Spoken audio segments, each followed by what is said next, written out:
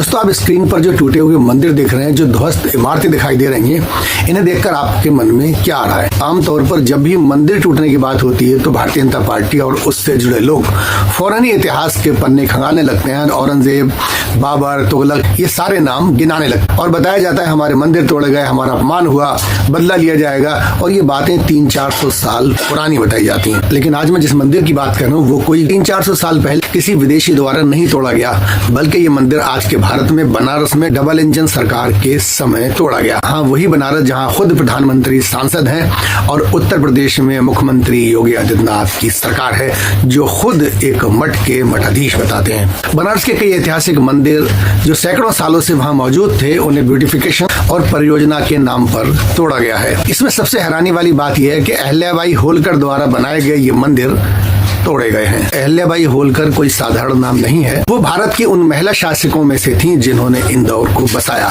उज्जैन में निर्माण कराया और बनारस से उनका गहरा जुड़ाव था। 1771 में उन्होंने मणिकर्णिका घाट पर कई मंदिरों का निर्माण कराया। ये मंदिर सिर्फ पूजा की जगह नहीं थे, बल्कि ऐतिहासिक और सांस्कृतिक विरासत थे। इन मंदिरों को देखकर ये याद आता है कि एक महिला शासक थी जिन्होंने धर्म, समाज और संस्कृति के लिए काम किया। लेकिन आज 18 करोड़ की लागत की इस परियोजना के लिए मंदिरों को चुपचाप तोड़ दिया गया। आप जरा सोचिए, अगर यही काम किसी कांग्रेसी सरकार में हुआ होता या समाजवादी पार्टी की सरकार में हुआ होता तो क्या होता?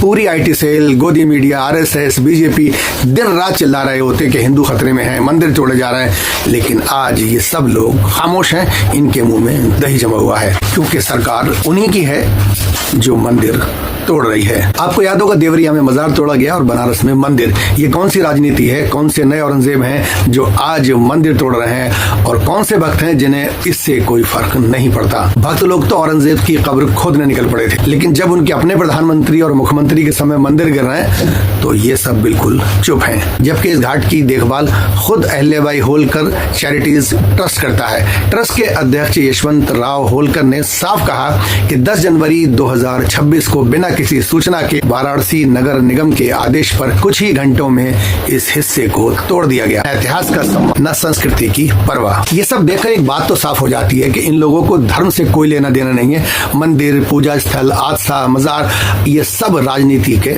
औजार हैं। जब वोट लेना होता है तो मंदिर याद आता है, सत्ता में आते ही मंदिर भी तोड़े जाते हैं। बात अयोध्या की कर लेते हैं। वही अयोध्या जिसे धार्मिक नगरी घोषित किया, जहाँ नॉनवेज पर रोक लगा दी गई। उसी अयोध्या में अयोध्या महोत्सव के नाम पर अश्लील नाच होता है और किसी को कोई आपत्ति नहीं होती। यही इनकी धार्मिकता है। मोदी जी का एक वीडियो वायरल है जिसमें वो कहते हैं रामायण और महाभारत जैसी हमारी कथाओं पर गेम बनना चाहिए।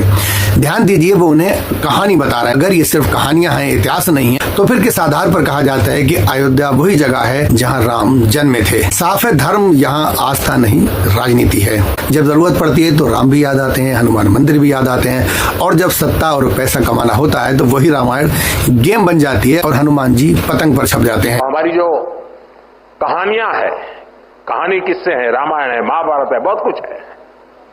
क्या हम उसमें गेमिंग की दुनिया में ले जा सकते हैं इन चीजों को?